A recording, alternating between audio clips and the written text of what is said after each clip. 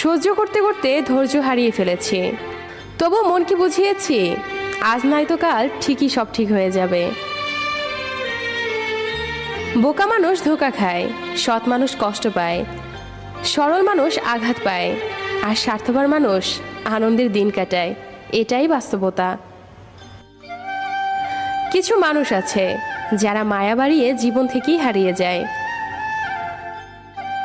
জীবন মানে কিছুটা হাসি, কিছুটা কান্না, বাকিটা অভিনয়। স্বপ্ন পেয়েও যতটুকু পেয়েছি ততটুকুই বা কজন পায়। এই চিন্তাধারা যাদের মধ্যে আছে, কষ্টের পৃথিবীতেও তারাই প্রকৃত সুখী।